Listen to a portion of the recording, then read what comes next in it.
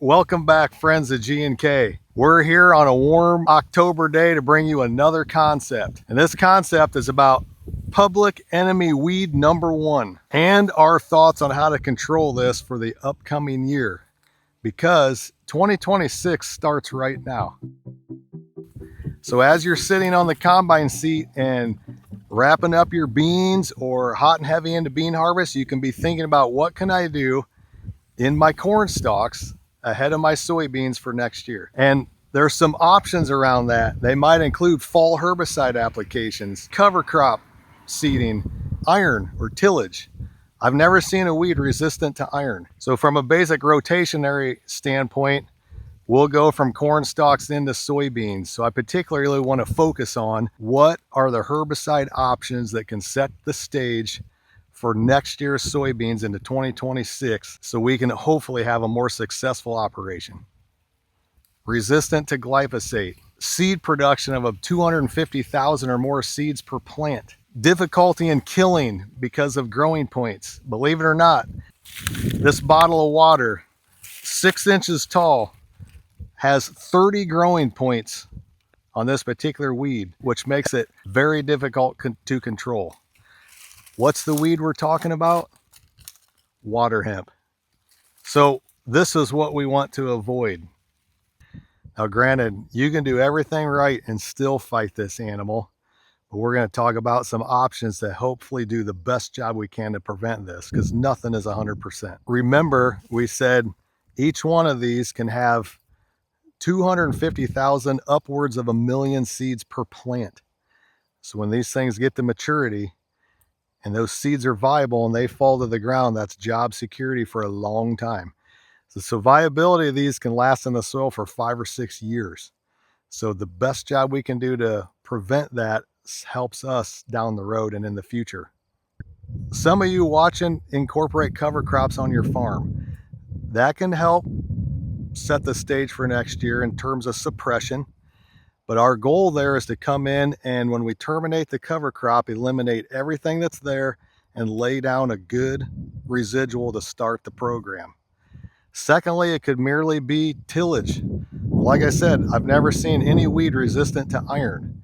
So if you're in a tillage situation, that can help set the stage. And by the way, vertical tillage is not the right tillage to avoid water hemp from starting. That would mean a deep tillage or a chisel plow type scenario. And lastly, what we're talking about, if you're not doing a cover crop or not doing tillage, then we strongly encourage you to think about fall applications of herbicide to keep that system clean before it ever gets a chance to start. So in a fall herbicide applications, there's really 3 primary ingredients to that for a successful start into next year. And that includes products that contain a 2,4-D and a dicamba, along with a glyphosate. And the third ingredient to that would mean the addition of metribuzin. You can put all those components together for a pretty low cost and buy yourself a pretty lengthy residual going into springtime, because water hemp can start germinating as early as April, early May. And the issue with water hemp is it will germinate all year long, all the way into September. If you don't include a fall herbicide program, it's very important that you start with a good burn down in the spring. And to manage water hemp, it's important to include a couple elements. So there's a lot of systems out there: enlist beans, extend beans, plenish beans, non-GMO soybeans.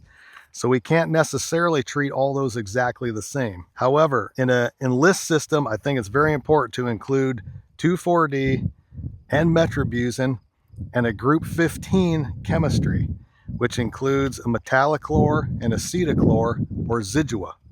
Those are group 15s. For a plenish or non-GMO program, typically have to use a stronger upfront residual, because you don't have the flexibility of cleaning those up with Enlist or Liberty or glufosinate. Some stronger upfront residuals include things like Zidua Pro, Trivents, Kyber, Fierce MTZ, Authority Supreme, for example. Lastly, to this program, it's important to include a layered in residual when you make your post application. And that layered in residual needs to include a group 15, such as an acetochlor, a metallochlor, or a zidua. So essentially what we're saying is it's a double residual pass to control this in the crop next year. So the goal is to end up with a nicely clean harvested field like this one behind me. So the bottom line is there's a couple takeaways from managing public enemy number one. Start with a good fall program. If it doesn't include cover crops or tillage, think about incorporating a herbicide pass. In the springtime, the number one thing to do is get things controlled on your burn down with a good upfront residual and layer in a second group 15 residual in crop. An additional point to that, water hemp will start to germinate all year long, and your residuals will tend to run out of gas after about 4 or 5 weeks. And if you don't prevent the water hemp from germinating, it can end up like the field we were just standing in. So in order to prevent that from germinating, we need to layer in the second residual about 30 days after you put down your upfront residual, irregardless of crop growth stage and weed growth stage, because of all the growing points we got to manage. We got to prevent that stuff from germinating. So hopefully this is a concept you can incorporate on your farm. We have great weather, lots of time to get things done this year. So keep that in mind and set the stage for 26. You will appreciate and thank yourself later. And until then, we'll see you in the next video. Please like and subscribe to this one. Comment below. Irregardless isn't a word, or regardless? Is the sun too much in my face? Is it making me look a little blush? Does it make my belly look big? I'm trying to suck it in. You with me? Okay. I don't know why we always pick highways to shoot these things on. Is the camera putting 10 pounds on me? Because Kim thinks it does. Okay, regardless of what you do, just listen to what I said in this video. That's all that matters.